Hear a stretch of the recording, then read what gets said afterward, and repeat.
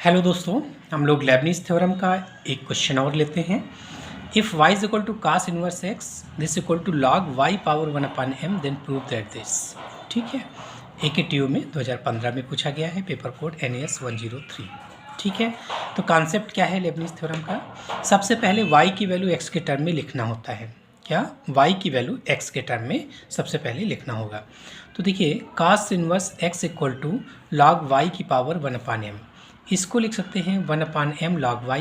ठीक है, m इधर इंटू में गया तो m cos inverse x equal to log y, तो y इज इक्वल टू क्या हो जाएगा, ये log इधर होगा तो e power m cos inverse x, y की वैल्यू क्या हो गई e power m cos inverse x।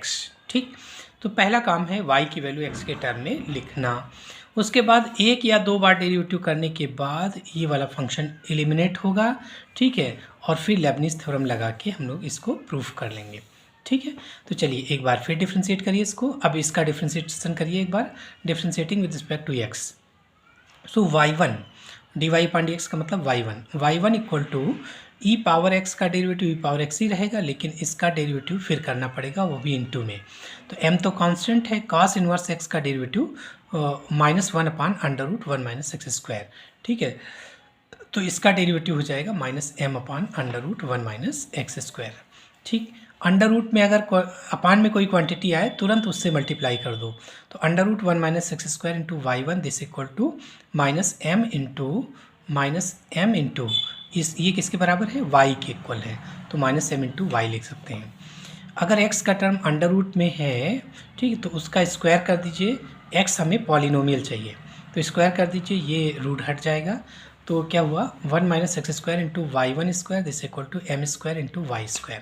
ठीक है, अभी लेबनीज़ थ्योरम नहीं लगा सकते हो क्योंकि y की पावर 1 चाहिए। y या y1 y2 y3 इन सब की पावर 1 होनी चाहिए, जबकि यहाँ पर पावर 2 है। ठीक है, तो ये चीज़ हटाने के लिए क्या करेंगे, बस कुछ नहीं करना है, एक बार डिफ्रेंशिएट कर लो।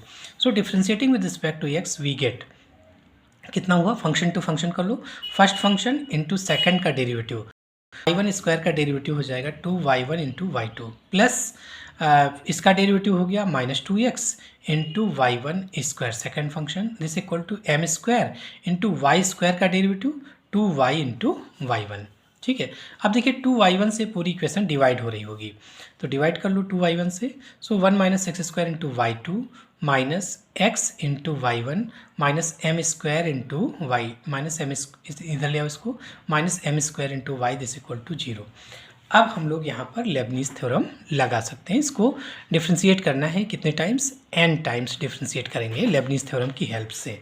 तो बात आ गई लेबनीज़ थ्योरम की। तो लेबनीज़ थ्योरम होती क्या है, if u and v are two functions of x then nth derivative of u into v, है ना, इस u इंटू वी का nth डेरिवेटिव क्या होगा, dnu into we plus nc1, इसका एक डेरिवेटिव कम होगा और इसमें बढ़ जाएगा, तो d⁻n−1u into d v plus nc2 d power, इसी का डेरिवेटिव कम करो, इसमें बढ़ा दो, अगला टर्म आ जाएगा, तो d⁻n−2u इंटू d2v, फिर nc3 into d⁻n−3u into d3v plus dot dot, ये लेबनीज़ थ्योरम कहलाती है।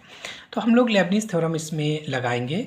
देखिए, जो प्रूफ करना है वो कितने टाइम्स डेरिवेटिव है, उसमें मैक्सिमम n+2 टाइम्स, कितनी बार, n+2 टाइम्स, और अभी आपने कितनी बार किया है, 2 टाइम्स केवल किया है, तो कितनी बार और करना पड़ेगा, n टाइम्स। ठीक है, so differentiating n times with respect to x by using Leibniz theorem.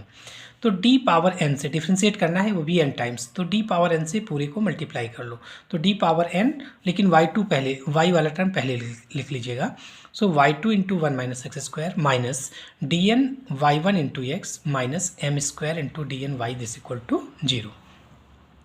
अब लेबनीज़ थ्योरम लगाते हैं। ठीक है, फर्स्ट टर्म में लेबनीज़ थ्योरम लगाओ, तो dny2, है ना, क्या फार्मूला था, dnu, तो dny2 इंटू वी, पहले में तुरंत ये लिख लिया करिए ना, पहला इतना एक साथ कर लो तो ये हो जाएगा और ये इंटू में आ जाएगा, तो पहला टर्म क्लियर हो गया, dny2 इंटू वी आ गया, प्लस अगला nc1 इंटू इसका डेरिवेटिव कम करो, इसमें डेरिवेटिव बढ़ा लो, तो इसका डेरिवेटिव कम करेंगे तो dn−1 y2 इंटू इसका डेरिवेटिव क्या हो जाएगा, -2x, फिर अगले में nc2 इंटू इसका डेरिवेटिव कम करो तो d⁻n−2 y2 इंटू इसका डेरिवेटिव -2 आ गया, ठीक है। अगले टर्म में इसका डेरिवेटिव जीरो आएगा तो आगे के सारे टर्म्स जीरो हुए।